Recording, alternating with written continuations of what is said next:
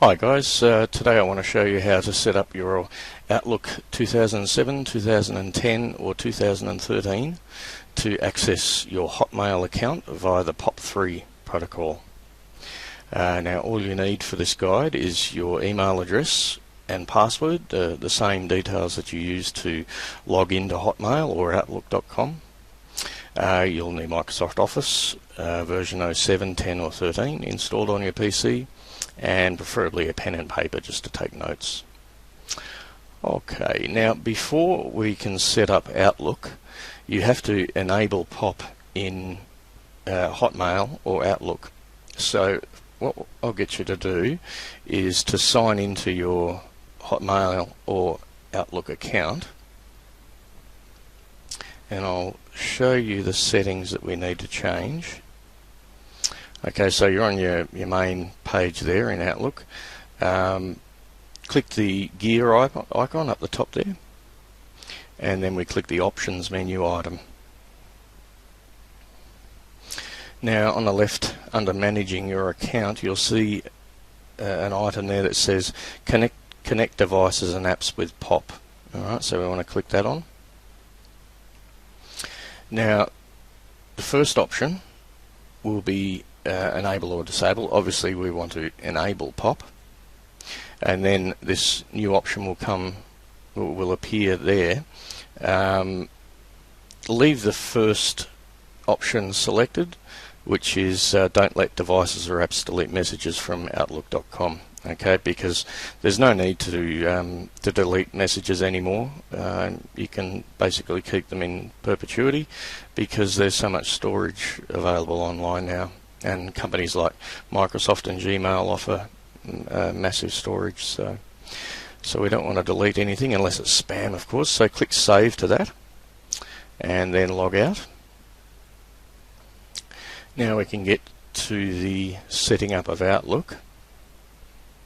Once you've done that, just be aware that obviously it won't work unless you do that, so you have to do that first. Now I'll take you through a brand new installation of Office first.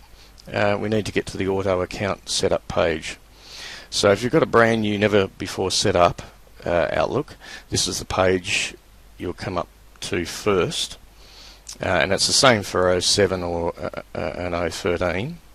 The same page. So we click next to that, we click yes to this configure an email account, and then we're on the auto account setup page, which is the one we want.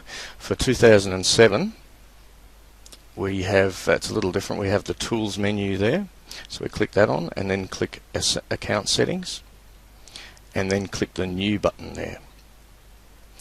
We leave the first option selected, click next, and we're on the auto account setup page. For 2010 and 2013 we go to the file tab there, and we make sure the info tab is selected, and you'll see a button there that says add account. We click that on and it comes straight up to the auto account setup page. Now I'll take you from this point on.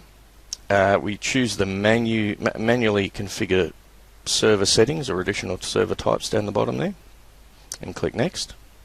Leave it selected at internet email, click next.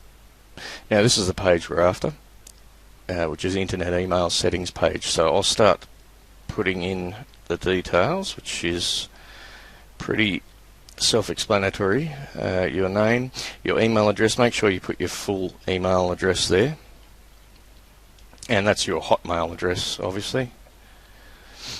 For server or account type, leave it selected at POP3. For incoming mail server, we put POP, P-O-P, hyphen, and then mail dot outlook.com.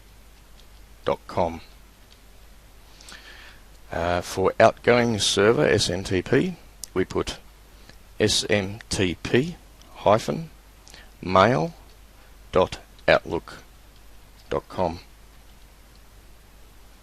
Now for the username, for some reason it doesn't complete it fully. We need to complete that so that put your full email address in there. So we put the @ symbol and then hotmail.com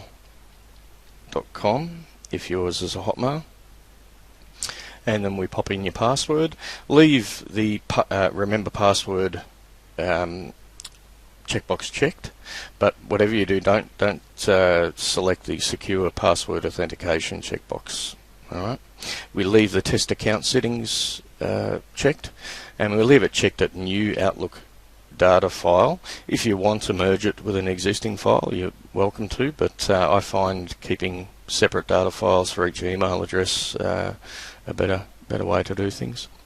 Now, before we click next, we've got to click on the More Settings button down there, and then click on the Outgoing Server tab, and we select the My Outgoing Server Requires Authentication checkbox, and we leave it checked at the first option there, which is Use Same Settings as My Incoming Mail Server.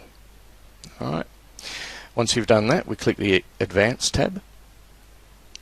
Now, Incoming Server POP3, and the checkbox underneath it, this server requires an encrypted connection. We want to check that box, and then that will automatically change the port to the one we're after, which is 995.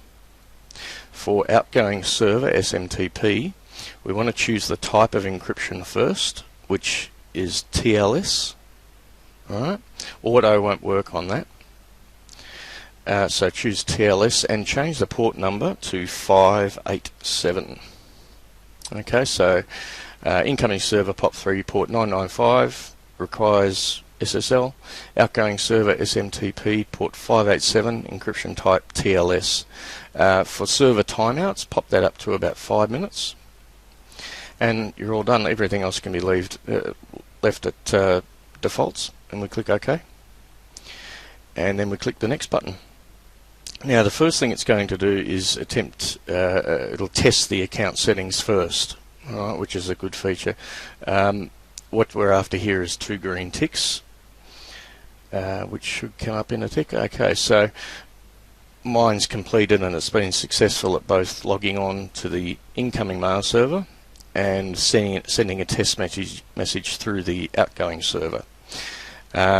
If yours is 2 green ticks too, you can click close and the congratulations page will come up and you're all done.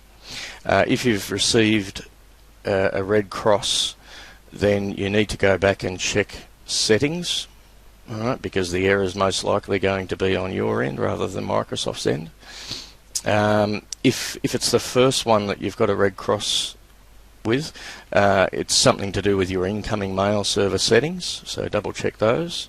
If it's the second one, then it's your outgoing server SMTP that's got the problem. Right, so just double check all the dots and dashes and passwords and things, and try it again. Now, this is the congratulations page, so we click finish to that. Now, there's a few more pop-ups that I'll go through with you here. Outlook is not currently your default program for email. Now, if you've got a new installation, that'll come up. Obviously, if you want it to be your default program, then click yes. If not, click no. And the second pop-up will be to do with updates. Now, either the first option or the second option is the one you're after there. Probably the second option is okay, but the third option, don't make changes. That's not recommended because you won't get updates for Office that way. Click OK. User account setting will come up and you should start receiving your email. So if you have any questions or comments, guys, leave them in the comments section, but everything should be good to go. Cheers.